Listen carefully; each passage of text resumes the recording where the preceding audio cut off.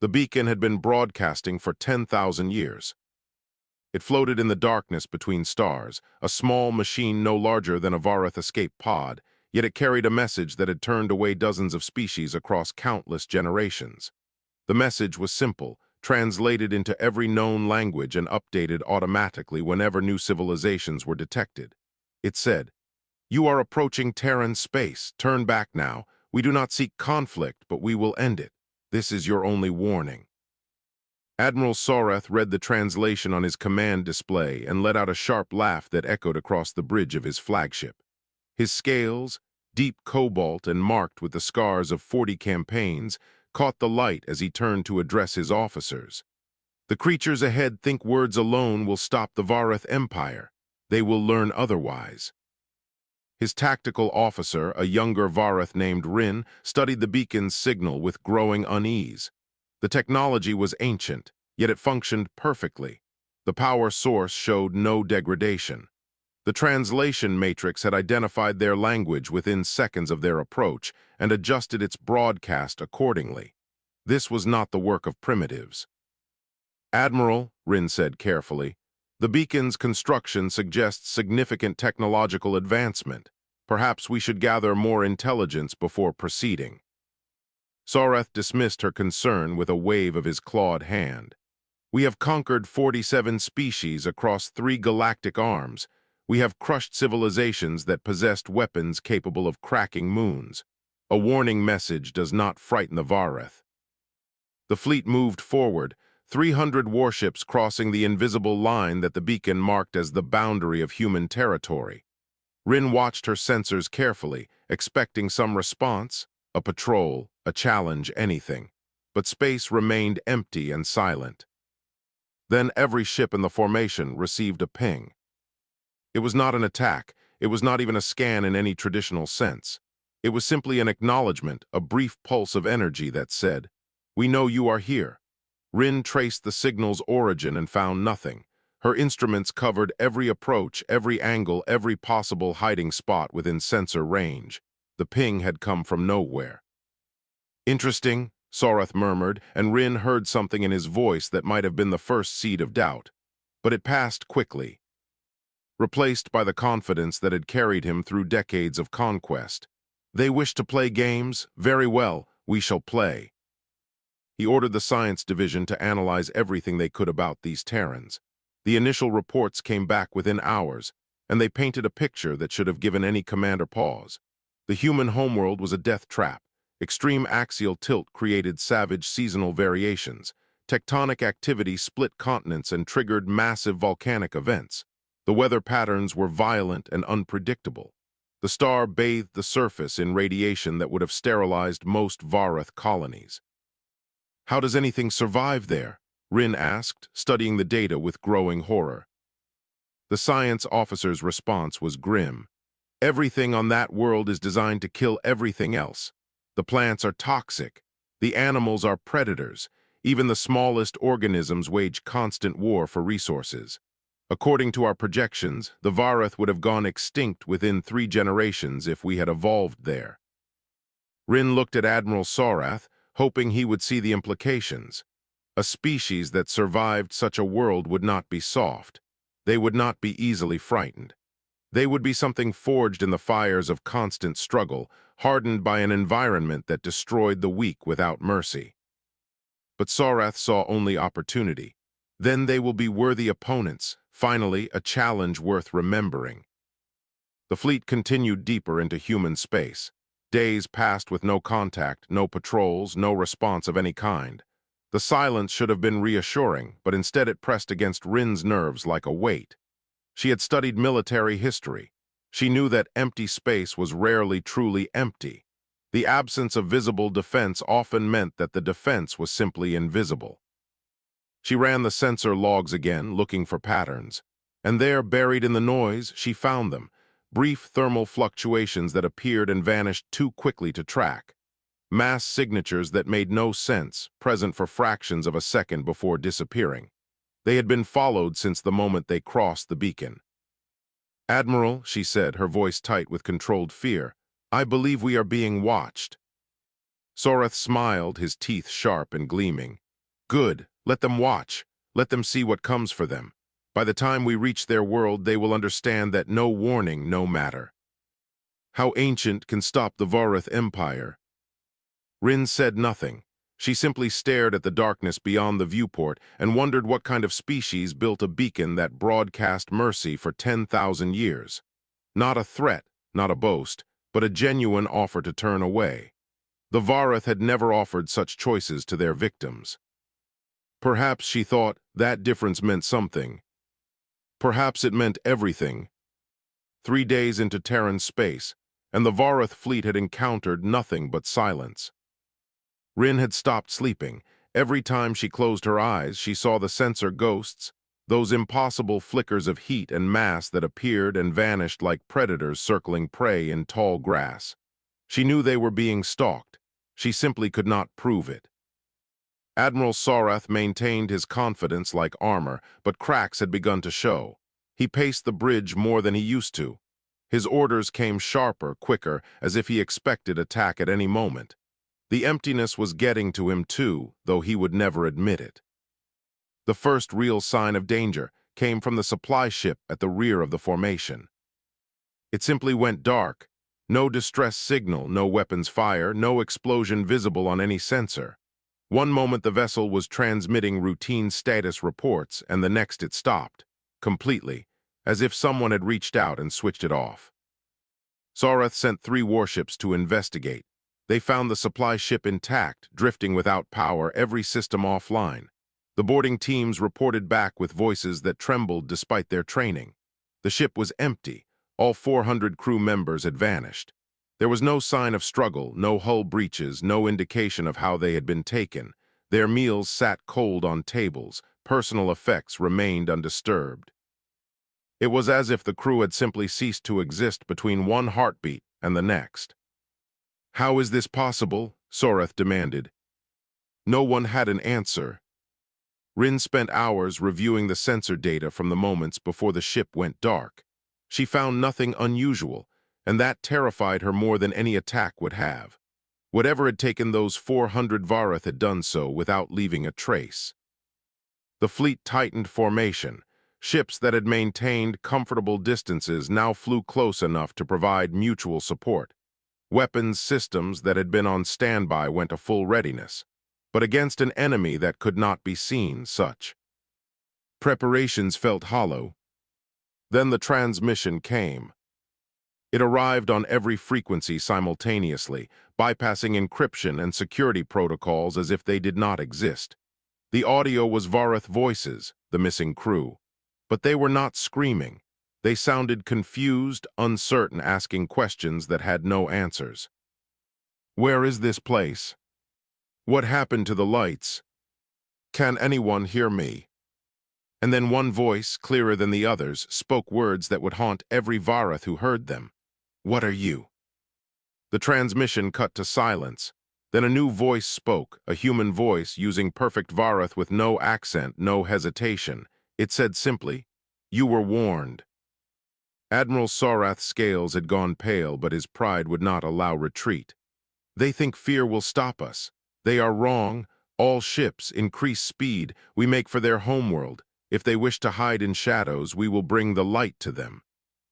Rin wanted to argue, but she knew it would be pointless. The Admiral had committed. Backing down now would mean admitting that the warning had been right, that the Varath had made a terrible mistake. His ego would not survive such an admission. She returned to her station and continued her analysis.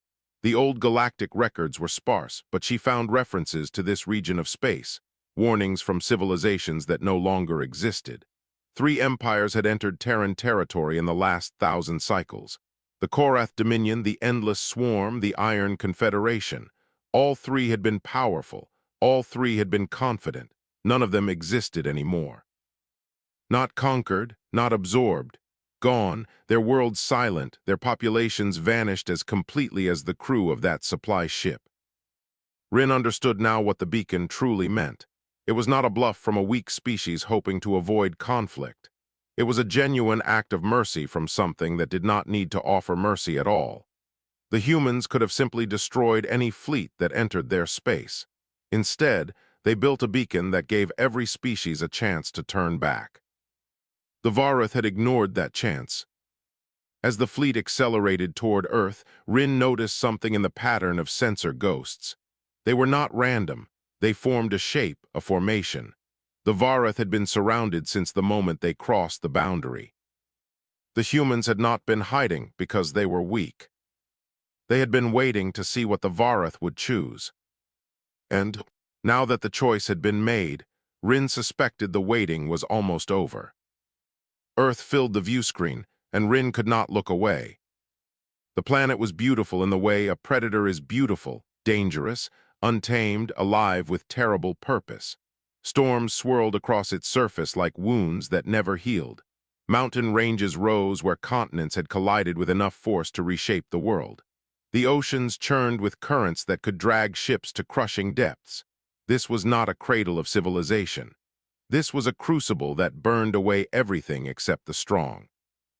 Admiral Sorath stood before the view screen with his claws clasped behind his back, but Rin noticed the tension in his shoulders, the way his eyes kept moving as if searching for threats. The confidence that had carried him through 40 campaigns was cracking. The science reports made the reason clear. Earth had experienced 5 mass extinction events, each one killing most of the life on the planet. And each time, life had returned not weakened but stronger, more adaptable, more dangerous. Evolution on Earth was not a gradual climb toward complexity. It was a war, and humans were what happened when a species won that war again and again for millions of years. They should not exist, the lead scientist said, his voice hushed with something close to awe. No species should be able to survive what their world has thrown at them. They are an impossibility made flesh. Sorath said nothing. His silence spoke louder than words. The communication came without warning. One moment the screens showed only the blue-green sphere of Earth. The next, a human face appeared, transmitted directly into the flagship systems despite every firewall and encryption protocol the Vareth possessed. She was smaller than Rin had expected, with dark hair pulled back from a face that showed neither fear nor anger. Her eyes held the calm of someone who had already calculated every possible outcome and found them acceptable. She introduced herself as Commander Yuki Tanaka of the Terran Defense Network.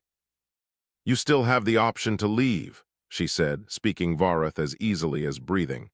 "We know why you came. We have watched your empire spread across the stars, consuming everything in its path. We know what you have done to the species that could not fight back." Her voice carried no accusation, only statement of fact. "But we are offering you something. You never offered your victims. We are offering you a choice. Turn around, go home, tell your empire what you have seen. Tell them that humanity remembers every species they erased, and we have decided that the galaxy has suffered enough." Admiral Sorath found his voice, though it came out harsher than usual. "You threaten the Vareth Empire with words? I have 300 warships. You have shown me nothing but tricks and empty space. Surrender now, and I will make your conquest swift." Commander Tanaka's expression did not change. There was no anger at the insult, no fear at the threat. She simply nodded as if Sorath had confirmed something she already knew. "Then you have made your choice," she said. "We gave you every opportunity. Remember that when you think about what comes next." The view screen shifted. Where there had been empty space around Earth, massive structures now appeared, orbital platforms that had been invisible to every Vareth sensor. Hundreds of them ringing the planet like a crown of thorns. Each one bristled with weapons that Rin's instruments could not identify. And then the ships appeared. Not dozens, not hundreds, thousands. Human vessels decloaked across the entire system, emerging from the darkness as if they had always been there, simply choosing not to be seen. They were sleek and angular, built for speed and destruction, and they surrounded the Vareth fleet so completely that escape was no longer possible. Commander Tanaka spoke one final time. "We did not hide because we were afraid. We hid because we wanted to give you time to make the right decision. You chose wrong." The channel closed. Admiral Sorath stared at the tactical display, watching the red dots of human ships multiply until they outnumbered his fleet 10 to 1. For the first time in his career, he understood that he had made a terrible mistake. The warning beacon had not been a bluff. It had been mercy, and he had thrown it away. The battle began with precision that bordered on artistry. Rin had expected chaos, the wild exchange of fire that characterized every engagement she had ever witnessed. But the humans did not fight like any species the Varath had encountered.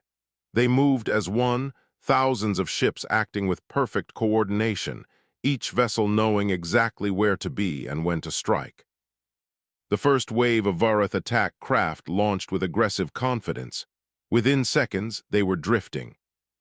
Powerless in space, the human weapons had not destroyed them. They had simply disabled them, single shots piercing propulsion systems with accuracy that should have been impossible. The pilots were alive, trapped in dead ships, watching the battle continue without them. "They are not trying to kill us," Rin said, her voice barely a whisper. Admiral Sorath heard her but did not respond.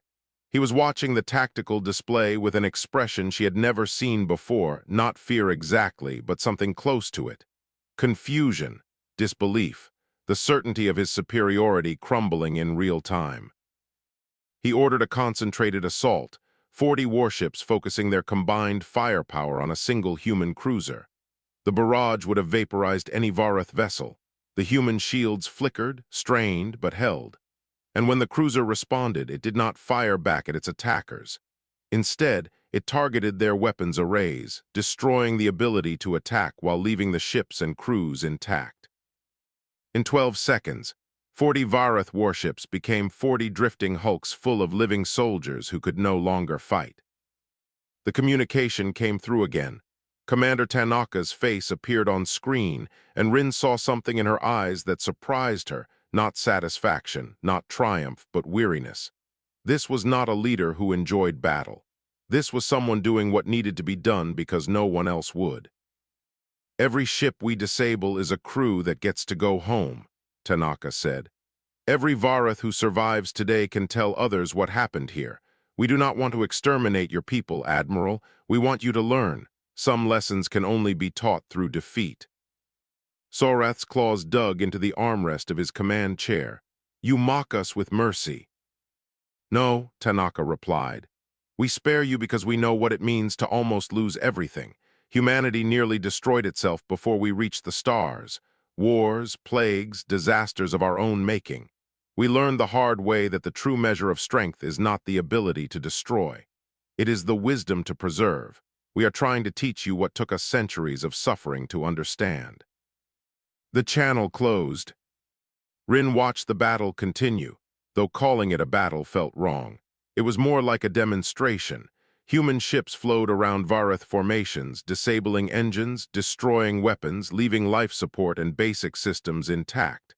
Escape pods launched from crippled vessels, and human ships moved to protect them rather than destroy them. She had studied countless conflicts in her training. She had never seen anything like this. The humans were not just winning. They were winning while actively trying to minimize casualties on both sides. "They are better than us," she said quietly. Admiral Sorath turned to look at her, and for a moment she thought he would strike her for the insubordination. But then his shoulders sagged, and the fire in his eyes dimmed. "Yes," he admitted, "they are." The flagship shuddered as human weapons took out their main engines. They were adrift now, like so many others, alive but helpless. Rin realized that the humans had deliberately left the flagship for last. They wanted Sorath to see everything, to witness the complete dismantling of his invasion. "Why are they doing this?" he asked, and for the first time he sounded old, confused, lost. Rin thought about the warning beacon, about the message that had broadcast for 10,000 years. "Because they want us to survive," she said. "They want us to go back and tell our empire what we saw. They want us to carry the lesson home." Sorath stared at the view screen, at the scattered remnants of his once mighty fleet. "And what lesson is that?" Rin looked at Earth, beautiful and deadly, home to a species that could have wiped them from existence but chose not to. "That mercy is not weakness," she said. "It is the greatest strength of all." Silence hung over the battlefield like morning mist. Of 300 Varath warships, 247 remained, broken, disabled, drifting, but intact. Their crews were alive. Their life support systems hummed steadily. They had been defeated so completely that surrender was merely a formality, yet they had been defeated by an enemy that seemed determined not to kill them. Admiral Sorath stood alone on the bridge of his powerless flagship, staring at the planet that should have been his greatest conquest. Instead, it had become the site of his education. A human shuttle approached, small and unarmed, requesting permission to dock. Sorath granted it because he had no other choice, and because part of him needed to understand. He needed to look into the eyes of the beings who had shattered everything he believed about strength and power. Commander Tanaka walked through the corridors of the flagship alone. Varath soldiers lined the passages, many of them still armed, all of them capable of killing her with a single strike. She passed them without fear, without even acknowledging the threat they represented. She had already proven everything she needed to prove. She found Sorath in his private chambers, sitting in the darkness, his scales dull with exhaustion. When she entered, he did not rise. The conqueror of 47 worlds could not bring himself to stand. "You wanted to understand," Tanaka said, taking a seat across from him, "so I will explain." She told him about the three empires that had come before, the Korath Dominion, the Endless Swarm, the Iron Confederation. Each had been powerful. Each had been certain of victory. Each had ignored the warning beacon and pressed forward with the confidence of predators who had never met anything stronger. "We gave them the same choice we gave you," Tanaka said. "We always give the choice. It is the most important thing we do, because we remember what it felt like to have no choice, to face annihilation without any option except death." Her voice carried the weight of old grief. "Those three empires chose to fight to extinction. We did not want to destroy them. We begged them to surrender. But they could not imagine a defeat that did not end in death, so they kept fighting until there was nothing left to save." She looked at Sorath with something that might have been hope. "You are the first in 1,000 years to survive contact with humanity. We disabled your fleet instead of destroying it because we believe the Varath can learn. We believe you can become something better than conquerors." Sorath's voice came out rough, broken. "Why do you care what we become?" "Because the galaxy is large and mostly empty, and intelligence is rare and precious." Tanaka leaned forward. "Every species that achieves the stars is a miracle. We have seen too many miracles end in silence. We would rather have neighbors than graveyards." The door opened, and Rin entered without invitation. In any other circumstance, she would have been punished severely for such disrespect. But circumstances had changed, and the old rules no longer seemed to matter. She carried a datapad containing everything she had learned, the analysis of human history, their evolution, their terrible wars and hard-won wisdom. She placed it before Sorath and spoke the words that would change everything. "They spared us because they believe we can grow," she said. "They see potential where we saw only conquest. Perhaps we should prove them right." Sorath looked at the datapad, at Tanaka, at the young officer who had been the only one wise enough to question his decisions. He thought about 47 conquered worlds, about species erased because the Varath could not imagine any other way. He made his choice. The order went out to the surviving fleet: withdraw from human space, return home, carry the message that Earth was not territory to be conquered but a boundary to be respected. The Varath Empire could continue elsewhere, but this region of the galaxy belonged to humanity and those under their protection. Months later, the first Varath diplomatic vessel arrived at the edge of human space. It was small, unarmed, and carried a single purpose. Admiral Sorath stood at its helm, no longer a conqueror but an ambassador, seeking to build what he had once sought to destroy. Behind him, Rin smiled at the irony. The beacon still broadcast its ancient warning, but now it carried an addition, the story of the Varath, who came as conquerors and left as the first species to receive humanity's mercy and accept it. The message ended with an invitation. We do not seek conflict, we will end it if we must, but we would rather build something together. The choice, as always, is yours. Somewhere in the darkness, a young species heard the beacon for the first time. They chose to listen,